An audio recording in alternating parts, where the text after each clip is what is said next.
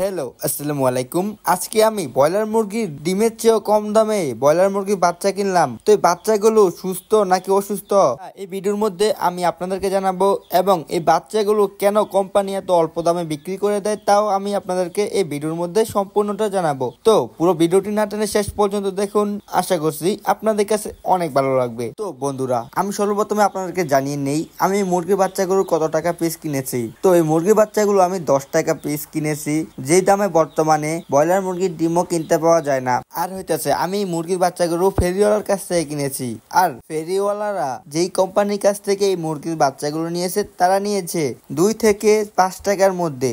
তো এই অল্প টাকার মধ্যে কেন কোম্পানি এই মুরগির বাচ্চাগুলো বিক্রি করে দিচ্ছে? তো এর বেশ কয়েকটি কারণ রয়েছে, যেমন বর্তমানে দেখা যায় কয়েকদিন ধরে প্রচুর পরিমাণে রোদ উঠতেছে। তো এই রোদের কারণে খামারিরা খামারে মুরগির বাচ্চা উঠাইতেছে না। তাছাড়াও অতিরিক্ত বৃষ্টি হলো খামারিরা খামারে মুরগির বাচ্চা উঠায় না। তাছাড়াও আরেকটি কারণ হতে পারে, বর্তমানে কিন্তু মুরগির তেমন একটা দাম নেই।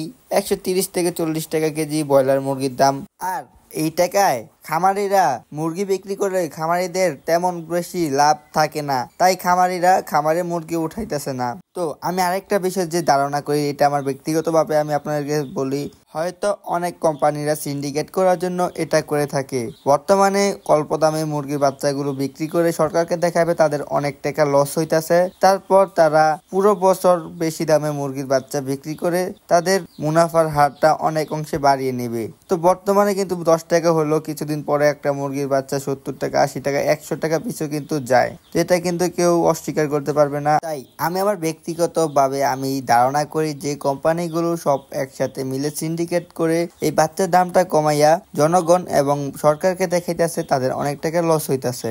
তো বন্ধুরা, এখন আমি আপনাদেরকে জানাবো ফেরিওয়ালার কাছ থেকে কেনা এই বাচ্চাগুলো অসুস্থ থাকে না সুস্থ থাকে। তো এই মুরগির বাচ্চাগুলো আপনি যদি সুস্থ সবল দেখে কিনেন তাহলে এই মুরগির বাচ্চাগুলোর মধ্যে তেমন কোনো সমস্যা দেখা দিবে না। আর এই মুরগির বাচ্চাগুলো ঠিক মতো পরিচর্যা করলে মুরগির বাচ্চাগুলোর কোনো সমস্যা হবে না।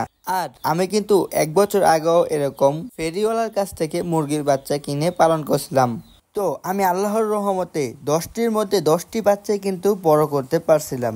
তো বন্ধুরা, আমি বর্তমানে যেই 10টি মুরগির বাচ্চা কিনেছি এই মুরগির বাচ্চাগুলোকে আমি কিভাবে পরিচর্যা করি এবং কিভাবে যত্ন করে বড় করি তা আমি আপনাদেরকে ভিডিও তৈরি করে দেখাবো। তো বন্ধুরা, আপনি আমার মুরগির বাচ্চার পরবর্তী ভিডিওগুলো সবার আগে দেখতে অবশ্যই আমার চ্যানেলটিকে সাবস্ক্রাইব করুন। তো আজকের জন্য বিদায়, আসসালামু আলাইকুম।